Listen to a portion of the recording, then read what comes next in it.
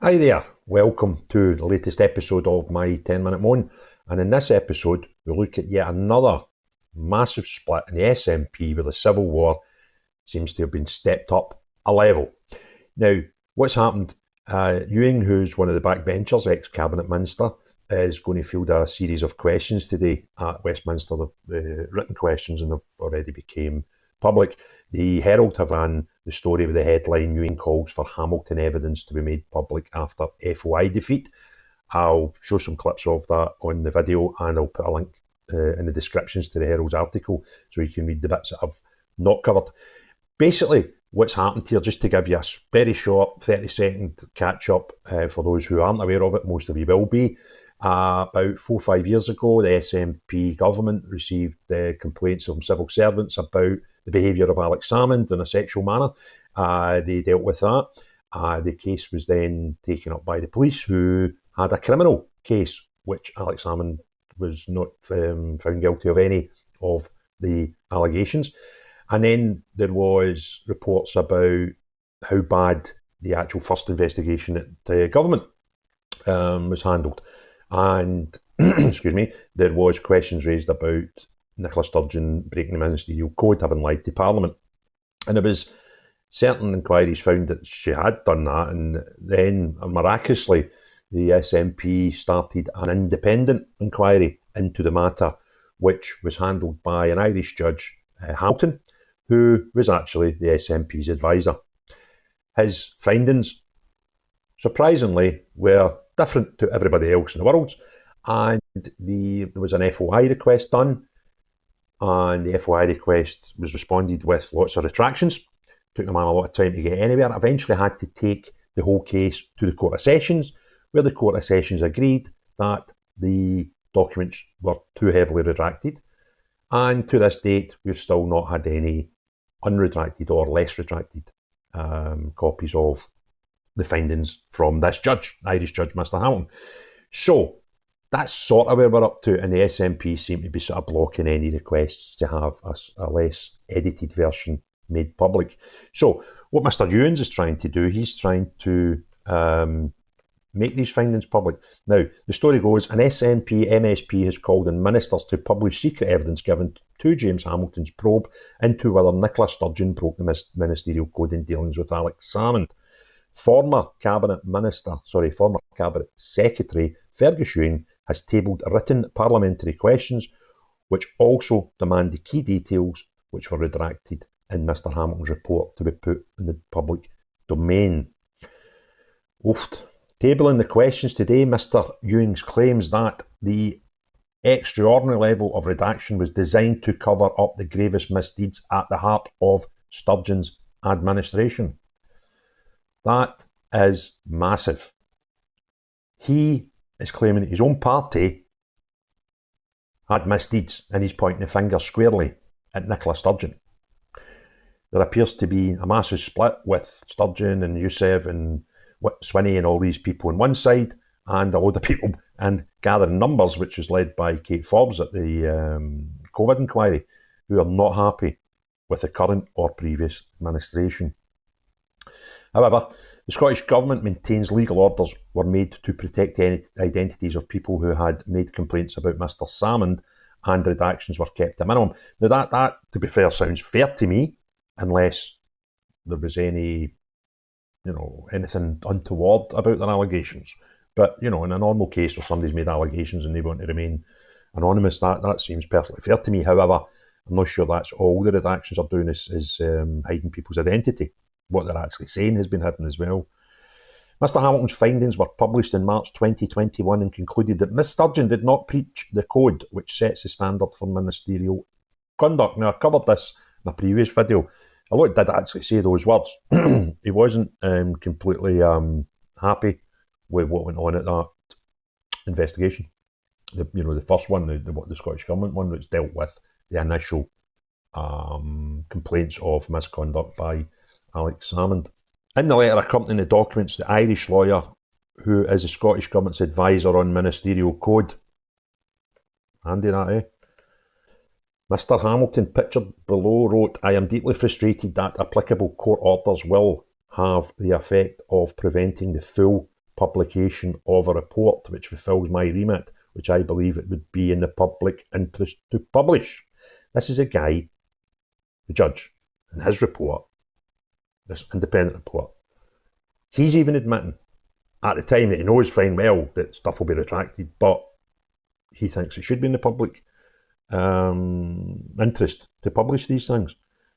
Mr. Ewing noted the defeat of the Scottish Government in an appeal against the ruling by the Scottish Information Commission last year to release evidence received by Mr. Hamilton during his inquiry, but which ministers so far have refused to publish. This gets murkier by the minute.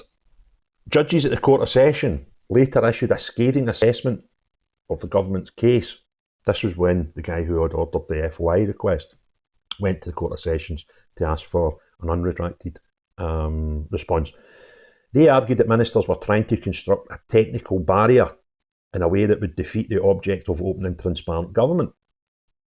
Mr. Ewing told the Herald, "It is clear that James Hamilton himself believed it to be in the public interest to publish in full, and in a furious and unprecedented letter accompanying his report, said exactly that in no uncertain terms.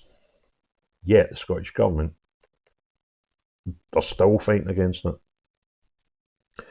The MSP for Inverness and Nairn, and I need to remind you at this point, the NSP MSP, no less, for Inverness and Nairn, who became a prominent backbencher rebel, added, "My belief is that the extraordinary level of redaction was designed to cover up the greatest misdeeds at the heart of Miss Sturgeon's administration.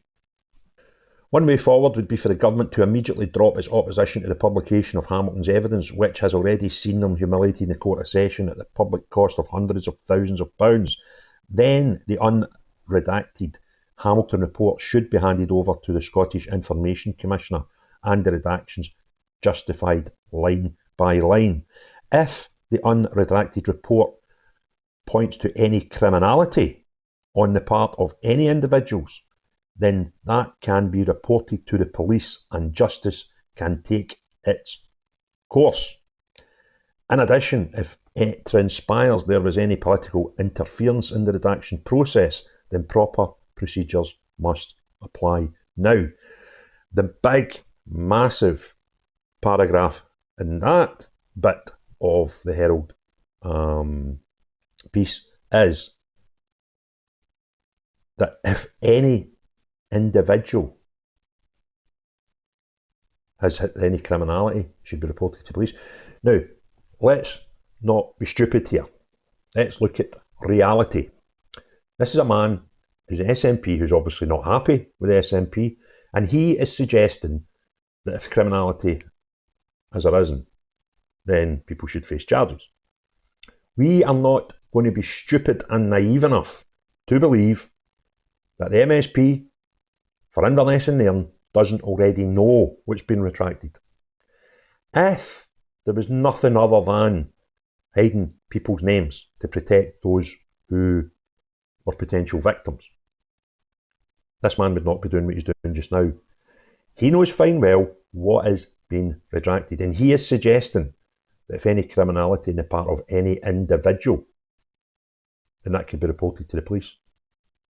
Now, I'm not going to make allegations to anybody or about anybody when I can't back them up with my own evidence. However, if we apply common sense and logic, he mentions an individual who had most to lose with these documents being fully published in the public eye. I don't know who it would be, but they might own a camper van and a nice Jag. We continue. He also seeks that the publication of the details of the civil servants who were appointed to the Secretariat that assisted Mr. Hamilton in the investigation, whether any of the civil servants appointed to this Secretariat were special advisors, and if so, were any of them involved in the process of deciding what parts of Hamilton's details should be redacted. Again, be naive to think that Ewing doesn't know what's in those papers and the answer to the questions he's asking. So they would suggest that he thinks civil servants appointed to help Mr. Hamilton were specially selected and may have had a big influence in what was and what was not redacted. This, my friends, is starting to get even smellier than I thought it was. His final question, this is another cracker, asks the Scottish Government if it will publish any record of correspondence notes, emails, texts and WhatsApps, as well as the documents themselves from the month of March 2021 between or on behalf of Mr Hamilton and civil servants or Scottish Government ministers regarding the retractions made to the version of the Hamilton Report, which was published on the 22nd of March 2021. Again, we must use common sense and logic, and that would suggest that Mr Ewings is perfectly aware of what these emails, texts and WhatsApp messages would be pointing out. And there were discussions, obviously, between Mr Hamilton, civil servants, and indeed, as he describes them, Scottish Government ministers. Mr Ewings knows what's went on. Mr Ewings is trying to highlight it. And Mr Ewings is very specific in the dates that he asks for this correspondence to be published.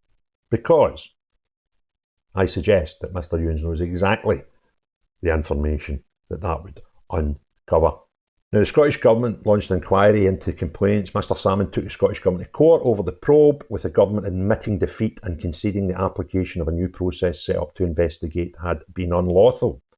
Judges ruled the inquiry was tainted with apparent bias, because the official who carried out the investigation had contact with the complainers prior to the probe. So, if Mr Ewings is successful with the questions he's asking today in Parliament, it may lead to even more of the murky dealings of the SNP to be made public. And I thoroughly believe that Mr Ewings knows exactly those details before he even tabled the questions at Parliament. Because I don't think he would be guessing. I think it's obvious that the split in the party will probably reveal even more shady dealings with the SNP from a ministerial level down. And as these things continue to come out week after week and sometimes day after day, the closer we get to elections, it will have a massive implication on those election results. Because people do not like to vote for parties when there is dirty laundry being aired. And this looks as if it's going to continue for some time, and I hope it will. And I don't believe it will be the last revelations we'll see.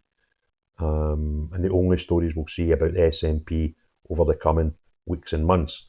I myself am waiting for a FOI request to be returned to me, which I believe will uncover even more murky dealings with the SNP and their money to Gaza.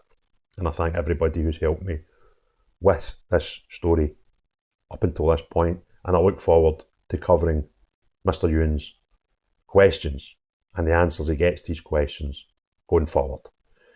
Enjoy the video, give me a thumbs up. If you want to subscribe, hit the button and the notifications. Always join into the comments. We always get some good debate and sometimes even a wee bit of fun in there. But most importantly of all, have a great day. Bye now.